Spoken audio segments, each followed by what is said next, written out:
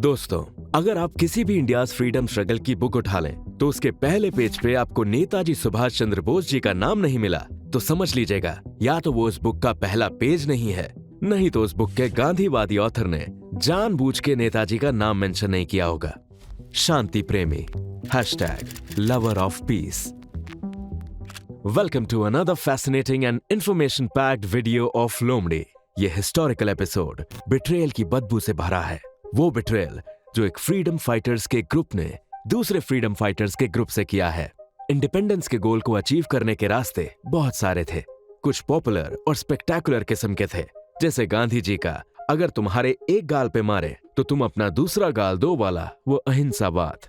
कुछ समझते थे आजादी भीख नहीं बल्कि वो मेरा अधिकार है, उसे मैं छीन के लूंगा टाइप का बाल गंगाधर तिलक, बिपिन चंद्र पाल और लाला लाजपत राय जी का स्ट्रेट फॉरवर्ड अप्रोच। कुछ समझते थे बहरे गोरों की कान खोलने के लिए बम धमाके की जरूरत है, जैसे राजगुरु, सुखदेव, भगत सिंह और चंद्रशेखर आजाद जैसों की रेवोल्यूशनरी मेंटालिटी। और नेहरू जी का वो प्यार दोस्ती वाला अप्रोच, जैसे कि अंग्रेज हमारे दुश्मन नहीं बल्कि हमारे दोस्त हैं और दोस्तों से कैसी लड़ाई मेरे भाई। इसीलिए अंग्रेजों के खिलाफ सड़क पे फ्रीडम फाइट करने से ज्यादा ब्रिटिश ऑफिसर्स की बीवियों के साथ बैंक्वेट हॉल पार्टीज के लिए पंडित जी मशहूर थे। इन सब में से एक और क्लास था जो बिलीव करता था ब्रिटिश एम्पायर से लड़ने के लिए फौज की जरूरत है, यानी an entire army of trained soldiers with automatic weapons. वो ताल फिल्म का अनिल कपूर का डायलॉग है ना, बड़ा दिखने के लिए दूसरों को छोटा दिखाओ, वो इस केस में से ही बैठता है। ठीक उसी तरह ये जो खुद को नॉन वायलेंट कहने वाले फ्रीडम फाइटर्स का तबका था, उसने अपने से अलग सारे लोगों को वायलेंट, टेररिस्ट्स, एक्सट्रीमिस्ट नामकरण किया। लगभग 65 कंट्रीज ने अंग्रेजों से आजादी हासिल की है, including India, America, Canada, south Africa, Kenya, Zimbabwe, Egypt, Iraq, Israel, Maldives etcetera. उनमें से सबसे लेटेस्ट है नाउरू कंट्री, जो 1968 में अंग्रेजों से डायरेक्टली आजाद हुआ। हालांकि और बहुत सारे कंट्रीज उसके बाद में इंडिपेंडेंट हुए, लेकिन वो डायरेक्टली ब्रिटिश क्राउन के अंडर में नहीं थे। इन कंट्रीज में से किसी भी देश ने शांति अहिंसा का राग नहीं अलापा, सिवाय इंडिया के। इंडियन पॉलिटिकल क्लास का ये शांति दूत बनाने के कीड़े ने इंडिया को फायदे से ज्यादा नुकसान ही पहुंचाया है। यहाँ तक कि इंग्लैंड का पड़ोसी देश आयरलैंड ने लॉर्ड लुइस माउंटबेटन का असैसिनेशन किया था। जी हाँ, वो माउंटबेटन जो इंडिया को आजादी के साथ पार्टीशन का तोहफा दे के गया था। उसी लॉर्ड माउंटबेटन को IRA यानी आयरिश रिपब्लिकन आर्मी नाम के ग्रुप ने 1979 में बॉम्ब से उड़ा दिया और उनको मारने का कारण बताया A discriminate act to bring to the attention of the English people the continuing occupation of our country। लगभग वही बात जो भगत सिंह और बटुकेश्वर दत्त जी ने 50 साल पहले पार्लियामेंट में बॉम्ब फेंक के कहा था। अहिंसावादियों की सत्याग्रह से डर के ब्रिटिश देश छोड़ के चले गए। यही तो हमें हिस्ट्री में पढ़ाया गया है। अरे भाई, अहिंसा से कोई किराए का घर खाली नहीं करता, तो ये सोने की चिड़िया जैसे इंडिया को अंग्रेज छोड़ के चले गए, ये बात लॉजिकल कंक्लूजन नहीं देता। 1955 में BBC के इंटरव्यू में BR अम्बेडकर ने बताया ब्रिटिशर्स का इंडिया छोड़ के जाने का रीजन गांधी जी का 25 साल का सत्याग्रह नहीं बल्कि नेताजी का डर था। 1945 से 1951 तक ब्रिटिश प्राइम मिनिस्टर रहे क्लेमेंट एटली ने एक्नॉलेज किया उनके लिए नेताजी सबसे टफेस्ट और डेंजरस चैलेंजेस थे। जय हिंद। नेताजी बहुत बड़े देशभक्त थे, लेकिन बहुत बुरे पॉलिटिशियन। उनको राजनीति का स्वार शायद समझ नहीं आता था या फिर उसे प्रैक्टिस करना ही नहीं चाहते थे। 1939 कांग्रेस का वो त्रिपुरी कांग्रेस सेशन, गांधी जी के कैंडिडेट पटाभी सीतारामैया को हराकर नेताजी कांग्रेस के प्रेसिडेंट चुने गए। लेकिन इस हार को गांधी जी ने पर्सनली लेते हुए खुद की हार बताया। गांधी जी को फादर ऑफ द नेशन का खिताब देने वाले नेताजी को गांधी जी से पॉलिटिकल लड़ाई नामंजूर थी। उन्होंने इलेक्शन जीतने के बावजूद president of Indian national Congress post से इस्तीफा देकर लिटरली देश छोड़ के चले गए। कांग्रेस ने इसे खुद की जीत बताई। नेताजी समझते थे सत्याग्रह, शांति, अहिंसा ये सब दोस्तों से किया जा सकता है, लेकिन दुश्मन के खिलाफ नहीं। जब अंग्रेजों से लड़ने के लिए नेताजी के अहिंसावादी दोस्तों ने साथ देने से मना किया तो नेताजी ने दुश्मन के दुश्मनों को ही अपना दोस्त बना लिया। प्लीज इस वीडियो में नेताजी की बायोग्राफी एक्सपेक्ट मत कीजिएगा, उसके लिए विकिपीडिया है। लोमड़ी नेताजी के साथ जुड़ा उनका सबसे बड़ा रहस्य लेकर आया है। The biggest secret of Netaji Subhash Chandra Bose, his death. Netaji की डेथ आज भी एक मिस्ट्री है। However, having good knowledge of geopolitics, हम मिस्ट्री तो नहीं सुलझाते, बट उस मिस्ट्री को समझ जरूर पाते हैं। अंग्रेज तो बाबू लोग थे, यानी ऑर्डर्स देने वाले। उन्होंने अपना हाथ कभी गंदा नहीं किया। 1857 में मंगल पांडे को फांसी देना हो या 1919 का जलियांवाला बाग में सैकड़ों लोगों पे गोलियां बरसाना, गोरे अंग्रेज तो बस ऑर्डर पास करते थे, उसे एग्जीक्यूट करने वाले तो काले अंग्रेज थे, यानी इंडियन मैन इन यूनिफॉर्म। सत्याग्रह कितना भी करो, जब तक मारने के लिए पुलिस रहेगी तब तक इंडिपेंडेंस हासिल करना तो डॉन को पकड़ने से भी ज्यादा मुश्किल था। नेताजी ने जय हिंद का नारा दिया, यानी भारत विजय रहे, और इसी पे काम करना शुरू किया। We need equal power to fight the British forces.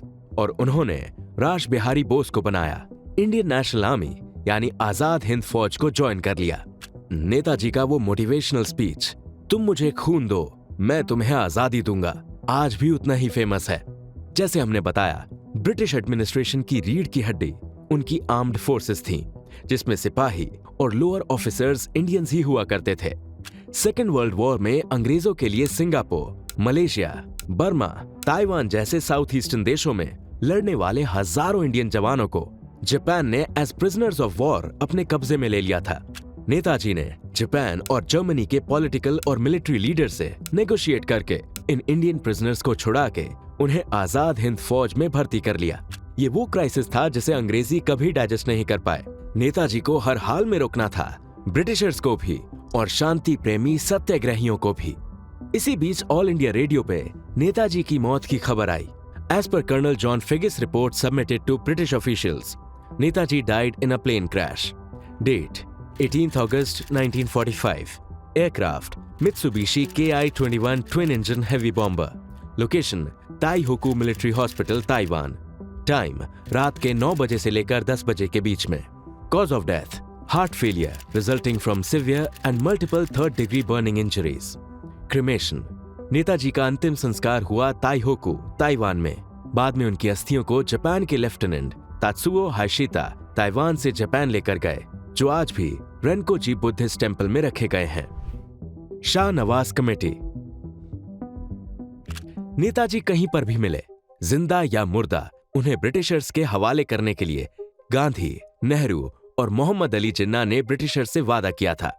लेकिन 1948 में जिन्ना और गांधी जी की मौत के बाद उस वादा निभाने के लिए बचे थे नेहरू जी।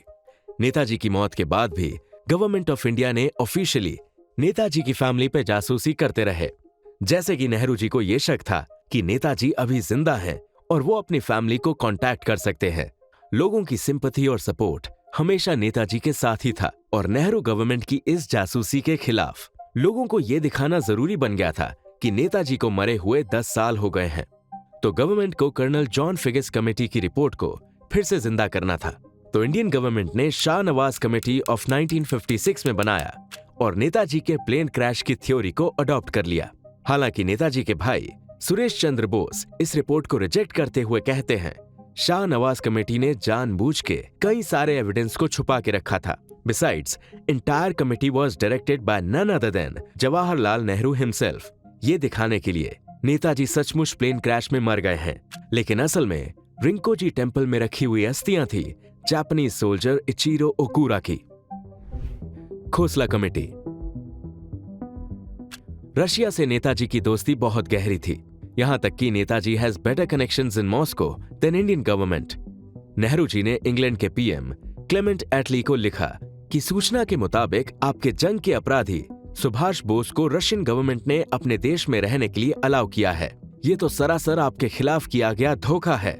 1960s में जब नेताजी के जिंदा रहने की आवाज बुलंद होती गई और रशिया के ताशकेंट गए लाल बहादुर शास्त्री कहते कि वो लौटते वक्त इंडियंस के लिए खुशखबरी लेकर आ रहे हैं। लाल बहादुर शास्त्री जी के साथ के ग्रुप में दिखने वाले ये आदमी, famously known as the Tashkent man, इस व्यक्ति का चेहरा, कद, काठी बहुत हद तक नेताजी से मिलता है। आफ्टर ऑल ये पिक्स हैं नेताजी का प्लेन क्रैश और डिसअपीयर होने के लगभग 20 साल बाद पहली बार कैमरे से लिया गया पिक है। लेकिन उसी रात लाल बहादुर शास्त्री भी अचानक से मर गए, जिनके मरने के बाद पोस्टमार्टम तक नहीं किया गया, यानी prime minister of the largest democracy dies, और उनकी मौत का कारण जानने की कोई कोशिश ही नहीं की गई। 1970 में बनाया गया इस सिंगल जज कमेटी का मानो मकसद यही था कि वो फिगिस और शाहनवाज कमेटी का जस्टिफिकेशन करे। हिस्टोरियन लियोनार्ड ए गॉर्डन का कहना है, this committee is clearly driven by political goals. Mukherjee committee. साल आया 2005, लेकिन गवर्नमेंट की सोच, इंटेंशन और डिसीजन में कोई बदलाव नहीं आया। मुखर्जी कमेटी रिकमेंडेड कि नेताजी बोस के नाम से जापान के रिंकोजी टेम्पल में रखे गए उन अस्थियों का डीएनए टेस्ट किया जाए। इस रिपोर्ट ने यह पता लगाया कि 1985 तक एक व्यक्ति जो अयोध्या में गुमनामी बाबा के नाम से रहता था। मुखर्जी कमेटी ने उनके 870 वस्तुओं की जांच की। ऐसी चीजें गुमनामी बाबा के पास थीं जो एक देश के इंटेलेक्चुअल लीडर के कलेक्शन में हो सकती हैं।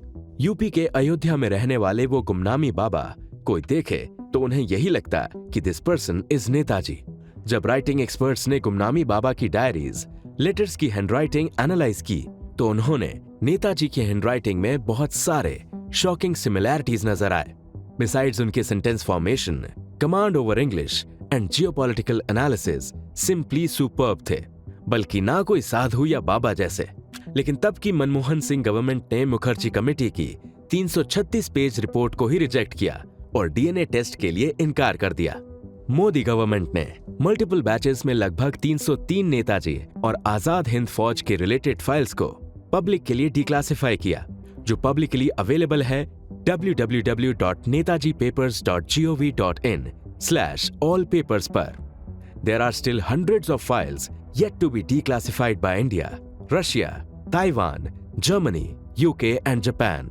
Unfortunately, फ्रीडम फाइटिंग करने वाले आजाद हिंद फौज के जवानों को इंडिपेंडेंस के बाद भी कई महीनों तक जेल में रखा गया। उन पे इन्वेस्टिगेशन चलता रहा और फाइनली उन्हें इंडिया में पुलिस या मिलिट्री ज्वाइन करने से डिबार किया गया और हजारों फ्रीडम फाइटर्स को मारने वाले पुलिस, मिलिट्री सोल्जर्स को इंडिपेंडेंट इंडिया में नौकरी और पेंशन भी दिया गया। इस दोगुलेपन को आजादी के 75 साल बाद भी नहीं उतारा गया। थैंक्स फॉर वॉचिंग लोमड़ी।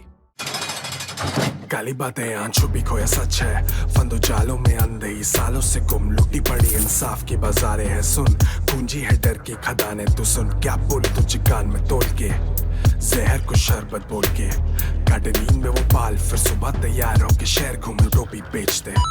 तो ना कोई सगा यहाँ पे जो दगा भी ना दे और ला दे नतीजे ना दबा के बातें, वो लगा के आग हुए गुम, 5 साल बाद बेची बाल्टी में पानी की बूंद सुन।